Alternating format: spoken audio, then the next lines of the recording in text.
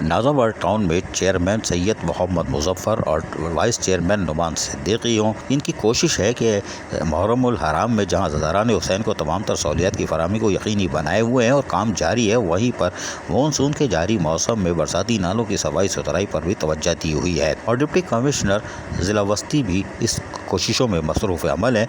वहीं पर chairman Nazabad town Syed Mohammad Muzaffar की वाज़ेह हिदायतें हैं कि मानसून के मौसम के हवाले से अंदरूनी नालों को और बैरूनी नालों को इस तरह साफ़ किया जाए कि चॉकिंग पॉइंट मुकम्मल तौर पर क्लियर हो। यही वजह है कि महकमा सैनिटेशन के डायरेक्टर ज़हीर खान हो या उनका अमला वो कोशिश कर रहा है कि एक्सकेवेटर के ज़रिए और दीगर मशीन या अफरादी क़ुव्वत का इस्तेमाल किया जाए और तमाम नालों को साफ़ किया जाए। यूनियन कौंसिल 6 के अंदर एक नाला ऐसा है जिसमें काफ़ी गब और कचरा था, लेकिन एक्सकेवेटर के ज़रिए नाज़ाबाद की अपनी मशीन ने इसको साफ़ करवा दिया ताकि बरसात में ये नाला आराम से आसानी से गुलबहार के आने वाले बरसाती पानी को नदी के अंदर मुंतकिल कर दे और उसको रास्ता मुहैया कर सके। जबकि यहाँ पर महकमा सैनिटेशन ने चॉकिंग पॉइंट पर कड़ी नज़र रखी हुई है ताकि किसी भी चॉकिंग पॉइंट पर यानी नाले के अंदर जो लाइनें जारी होती हैं दीगर यूटिलिटी सर्विस की, उसके ऊपर कड़ी नज़र रखी हुई है ताकि वहाँ पर चॉकिंग पॉइंट ना हो, वरना बरसात में मुश्किलात का सामना करना पड़ जाएगा। अजीज़ आरिफ, KBS बल्दियाती न्यूज़, कराची। ऐसी ही खूबसूरत वीडियोस फ्यूचर में हासिल करने के लिए रेड बटन पर क्लिक करके और बेल आइकॉन को प्रेस करके हम सबके सब्सक्राइबर बनना मत भूलिए।